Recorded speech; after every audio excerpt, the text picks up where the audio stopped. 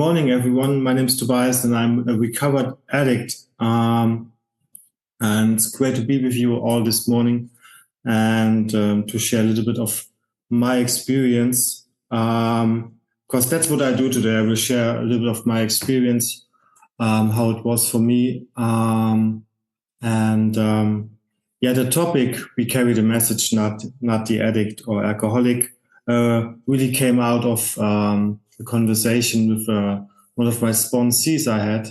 And she was telling me about a few things people said to her in the meetings, what she have to do as a sponsor. And when I was hearing that, my question was, where actually does it say that in the book? Because that's really my guideline, especially chapter 7, working with others, what my responsibility as a sponsor is and what it's not. So, and I wanted to a little bit share about my experience as a sponsor and also as a sponsee, so the other way around, because that changed through the years since I've been in, and because I also had a change of sponsors, and so I learned different things about sponsorship in these years. And so there will be also a lot of chapter 7 talk today. I have a few passages I will read and sharing too, and because that's where I look at when I have a question or when I'm working with others. I found all the answers in chapter 7 for me. That's all I need to have, and my own experience. So we start with what is the message we carry? We said we carry the message. What is the message? To me, it's the message is that I can recover from a hopeless state of mind and body. Right? That's what the message to me is. It's just one part of the message, that I can recover. Otherwise, why should I work the steps if I don't have the chance to recover, right? And what actually recovered means is that I can recover from the symptoms of this illness, right? So today I don't drink, I don't use, and I don't want to use, and I don't need to.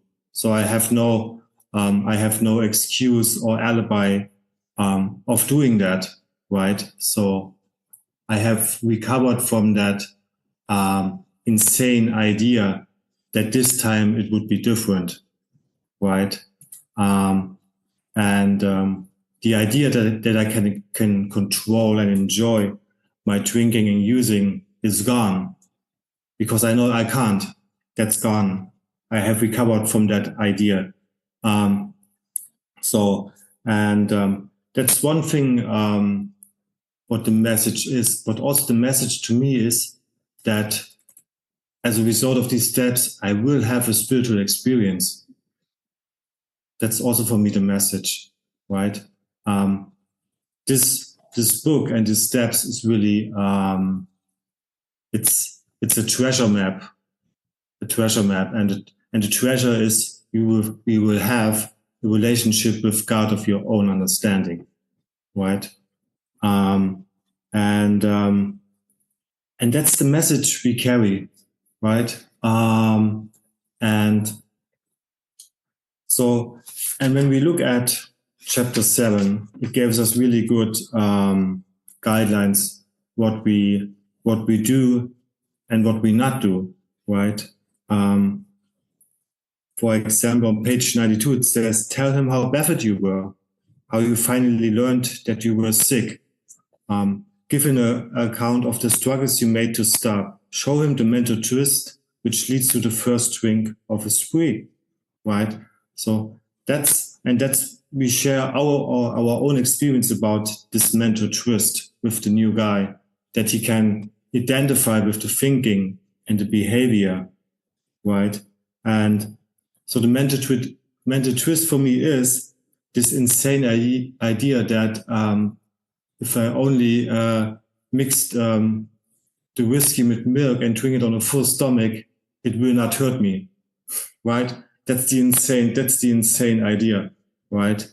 And I can tell the sponsor a lot of my own experience from the past. What happens before I take that first drink? Because, as the books say, that's really the crux of the problem, right? What happens before I take that first one? And so I share from my own experience, right? And on the same page it says that begin to dwell on the hopeless feature of the malady. So because we start with we are not telling him life will be good all the time. We show him how hopeless the feature of the malady is, right?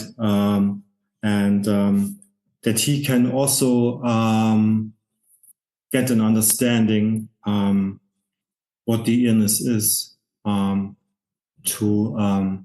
concede that he is an addict or alcoholic, right?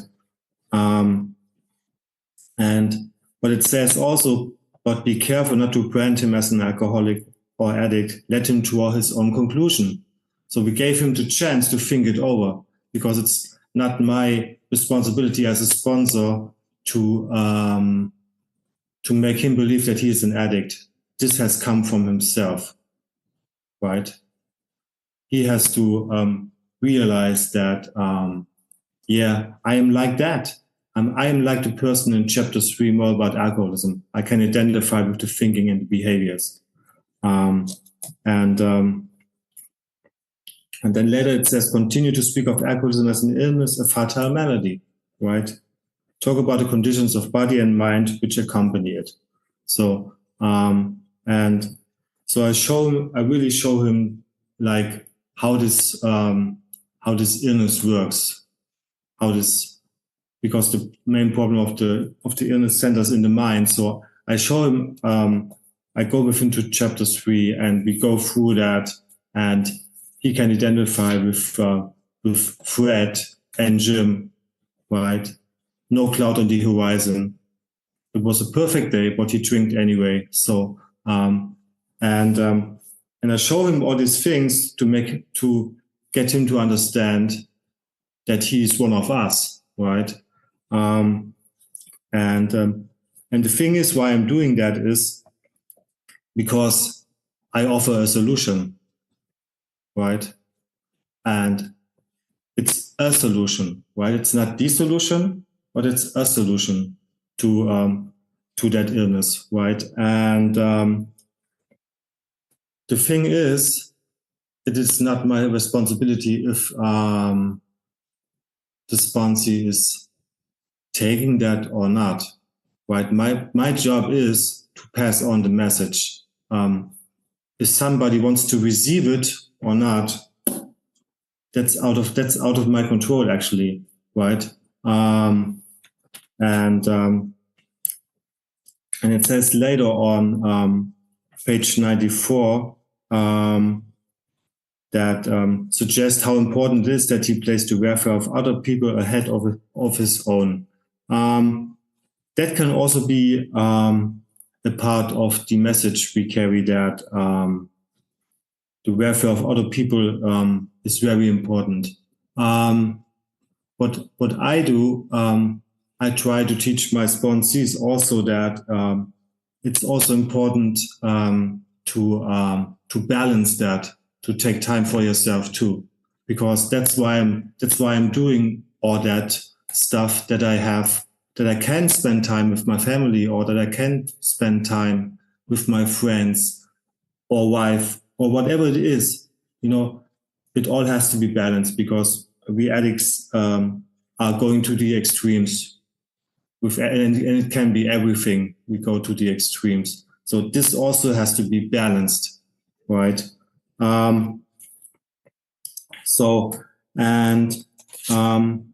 on page 95, which is a really important page, it gave us a warning actually that never talk down to an alcoholic from a moral or spiritual hilltop. And it gave us a suggestion afterwards, a really important direction. Simply lay out a kit of spiritual tools for his inspection. Show him how they work with you. So that's what I do, right? I share my experience, and I just say that's what I have done, and that's why I'm on that. That's why I'm here now, because I was doing that, and I show him that without telling him, you have to do that. I don't speak in that way to my sponsees. I just gave suggestions. I don't give advices. That's a big difference. So what I do as a sponsor, what my responsibility is that to share my experience, what I have done. So I gave it the exact same way I get it from my sponsor.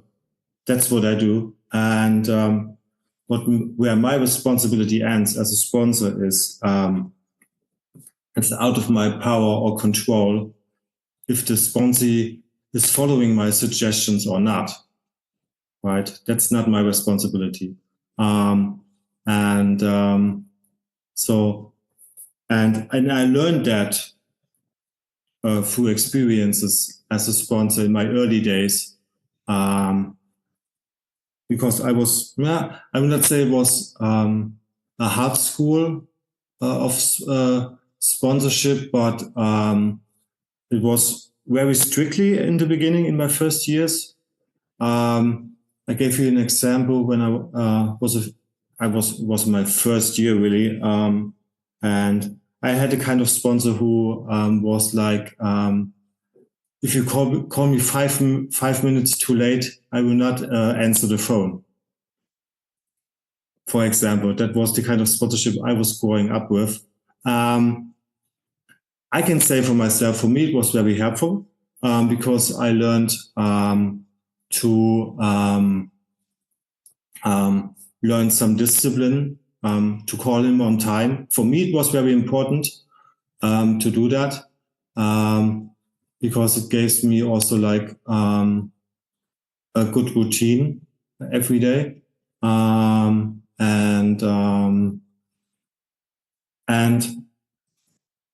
that changed through the years. In the first time, I was doing the same thing.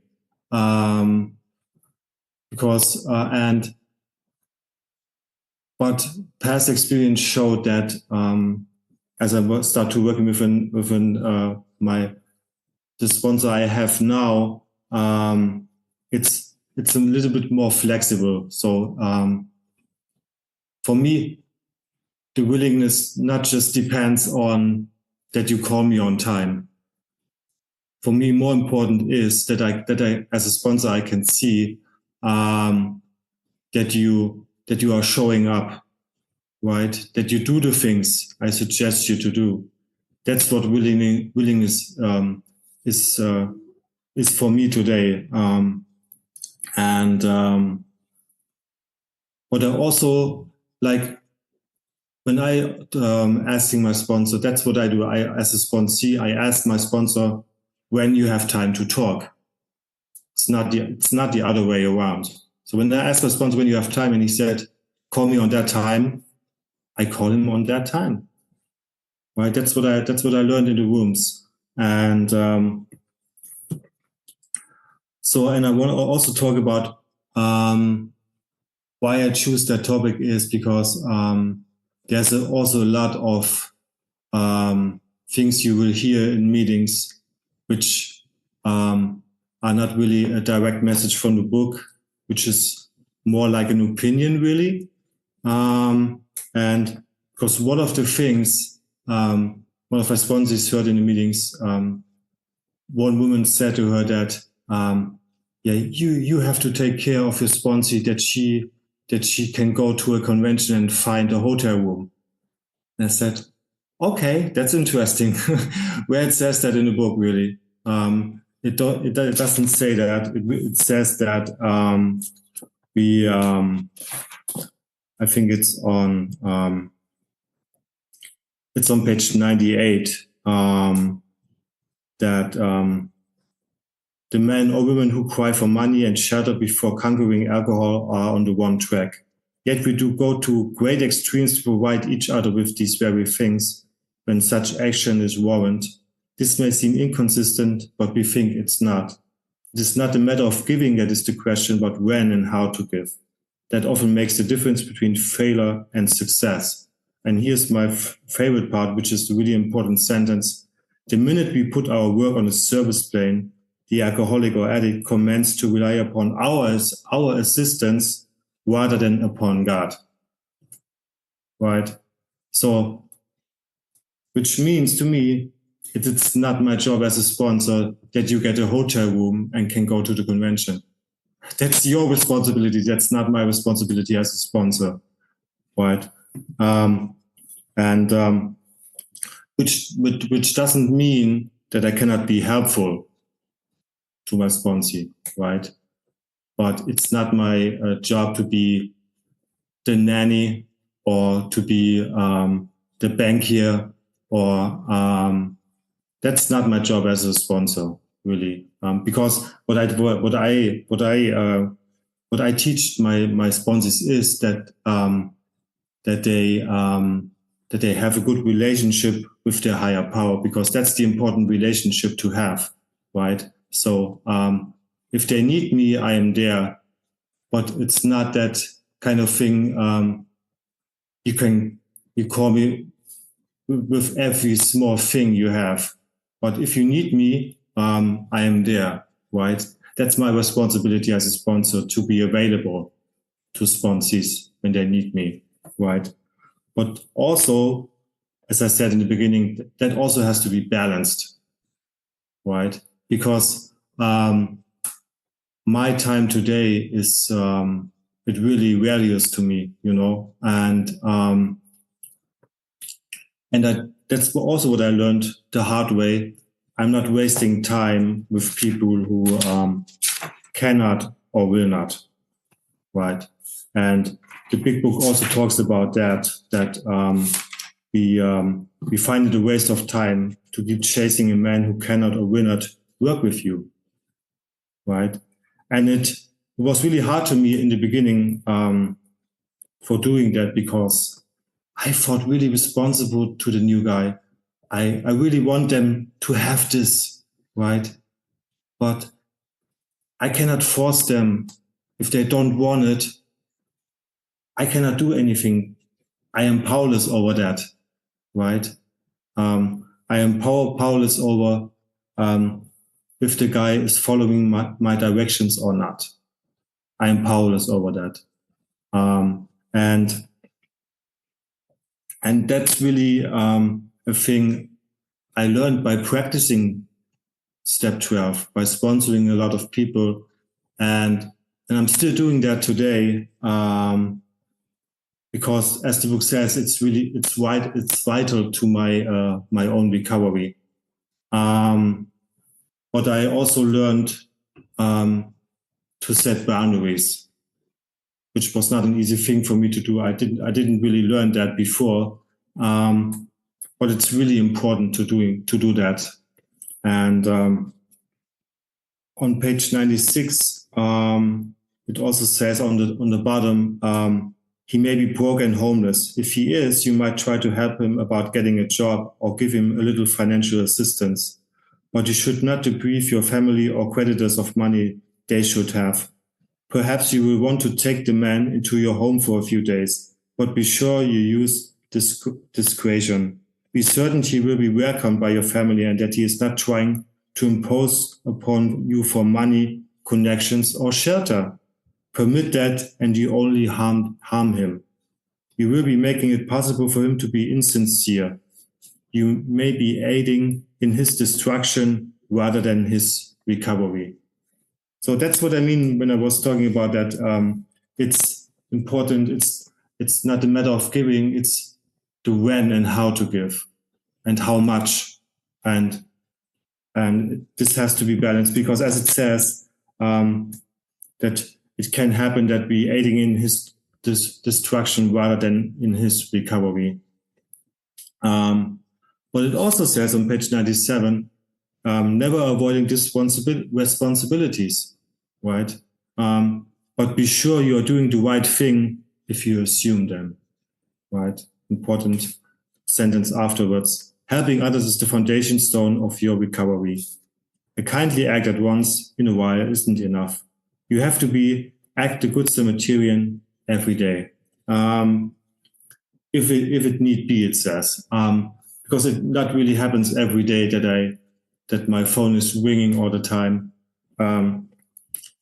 At the moment, I can say the sponsors I have at the moment are, I can say, in a good and safe place. They are sponsoring. They have sponsors by themselves. So it isn't that they have to call me every day because they in a good state, right? Which means they had a spiritual experience. They have a spiritual foundation. They have a good relationship with their higher power, which is the important thing. And so yeah, and that's really the good thing about it, right? That I'm always really touched when I see that when one of my sponsors starts sponsoring by themselves. It's really really nice to watch and to see how the fellowship grows around you, right? It always helps me to get out of my head when I have just a talk with a sponsor or a fellow on the phone, because you also can pass this message on by sharing your experience with not just with a sponsor, also with a fellow, sometimes on the phone, if you are helpful, right, by sharing your experience. And that's also an important thing I learned. I share my experience and not my own opinion. That's a big difference. If I just share my opinion, it will not really helpful, actually. And because I learned if I just stick to my own experience and what is in the big book, I cannot fail. I have everything here in this book. I need to. So I'd be careful really to share opinions in meetings, because there's a lot, confusing messages around sometimes. So I'd be careful with that. So yeah, that's everything I got, I think. Thanks everybody for joining and listening, and hopefully you get something out of that, what I have said today, and it can be useful for your experience as a sponsor or sponsee. And I leave it there. God bless. Thanks. Amen. Thank you, Tobias.